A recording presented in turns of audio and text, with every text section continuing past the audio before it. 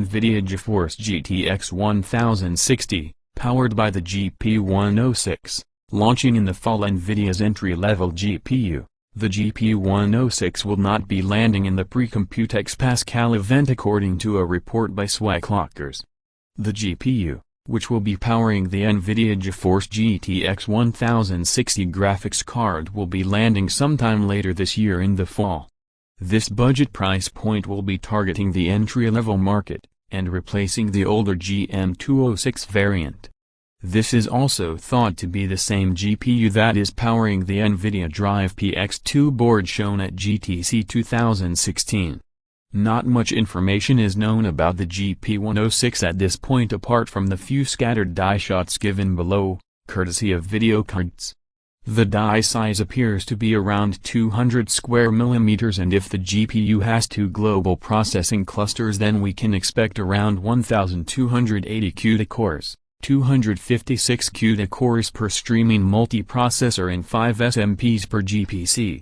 The Nvidia GTX 1060 should work only on power provided by the PCI by design, but will probably have an optional 6-pin connector added by ABS to ensure overclocking headroom. Even though the GP106 is near the bottom of the barrel of the Pascal lineup, depending on the clocks, it could still pack a lot of punch thanks to the use of 16nm FinFETs. The time has come when entry-level actually means entry-level and not a downright horrible gaming experience. GP100, first-generation Pascal flagship which will replace the GM200 die, powers the Tesla P100-based DGX1 board. GP104, first-generation high-end Pascal GPU which will replace the GM204. Thought to power the GTX 1080/GTX 1070. GP106, first-generation mid-end Pascal GPU which will replace the GM206. Thought to power the GTX 1060 and the Drive PX2. GP107/108.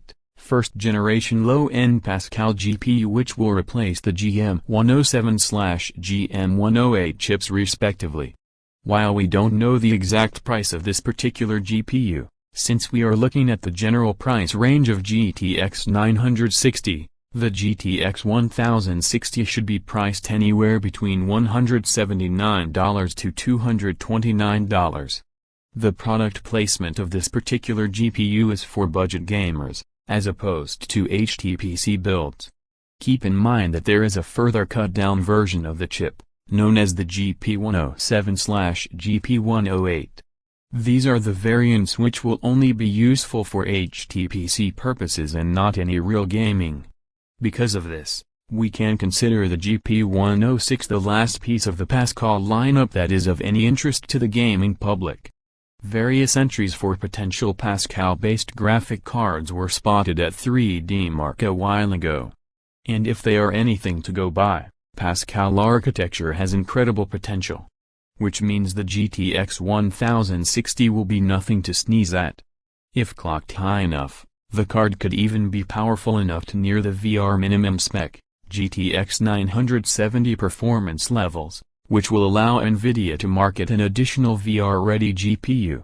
The total available market for VR is currently limited by the amount of high-end cards on the market right now, GTX 970/R9 290 and above.